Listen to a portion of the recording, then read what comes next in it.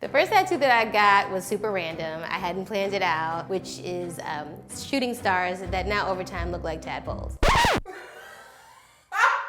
What? Yeah, man, the skin changes. I got my first tattoo when I was 19 years old. When I got my first tattoo, I was 18 years old. It might have been like the day after I turned 18. I was so thirsty. I was 20 years old when I got my first tattoo. It was a gift from my dad and my stepmom. They paid for it. I got my first tattoo when I was around 18 years old. I wanted a tattoo for a really long time. I think I've always wanted tattoos, but I waited until I was away at college and could do it behind my parents' back. Then just like as my parents continued to tell me not to get any more tattoos, it made me want more tattoos. I was constantly drawing on myself as a kid. I was like one of those kids. I guess when I got older that translated into like permanent. I knew people who had them. I was like, but mom, other people have them. She was like, well, other people aren't my children.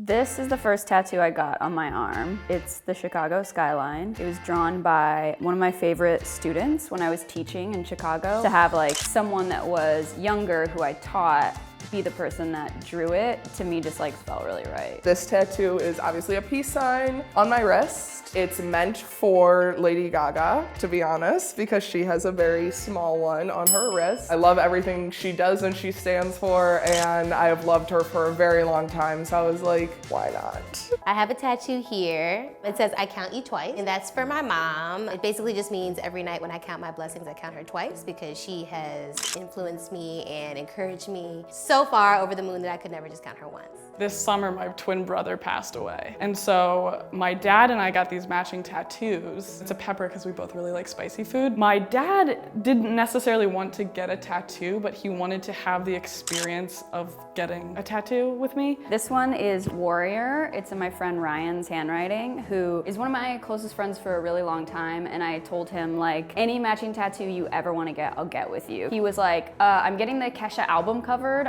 on my calf, matching tattoos. And I was like, no, but I will get Warrior, which is the title of her album, in your handwriting. I'll go to the other ankle. It's this really cool band. I Count You Twice was actually on this ankle with the band. And I got it done at someone's home for $20 in college, and you know, didn't hold up. So I had to get it covered up with this black band, and then I got the tattoo redone on this ankle. What? Yeah.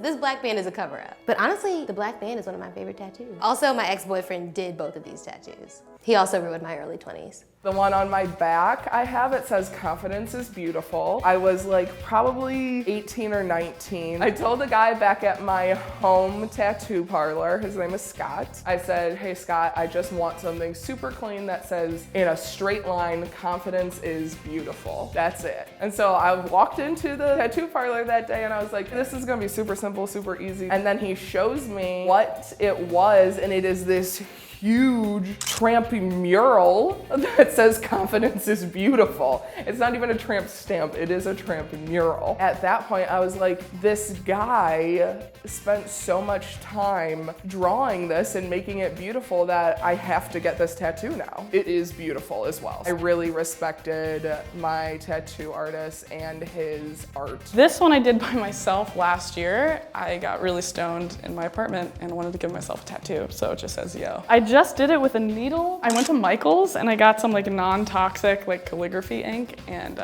Jesus took the wheel on that one. This is my Bernie Sanders plus Drake tattoo. This I got because Bernie Sanders was the first presidential candidate that I ever saw talk about reparations for indigenous people of the Americas. I was like, wait a second, it isn't like an underground thing that only a couple people know about? Like, presidents actually know about this stuff? Weird they haven't been talking about it. And then What a Time to Be Alive is Drake lyrics that just felt right in this moment, and it's in a cloud of marijuana smoke that also felt right in this moment. Drake is dating a teenager, so we don't like him anymore. However, what a time to be alive. You know what I'm saying? My most recent tattoo is right here. I have been getting tattooed for the last 10 years. I would never recommend this spot to anybody. Yes, it looks badass. Yes, I love it. Yes, I think it is one of the most beautiful things that is on my body. I truly love this, but man, some of the worst pain I have ever dealt with. It's rough. If you're thinking or considering getting a tattoo, times have changed so much. If you're worried about career path or something like that, that's a valid reason to be concerned and worried and still,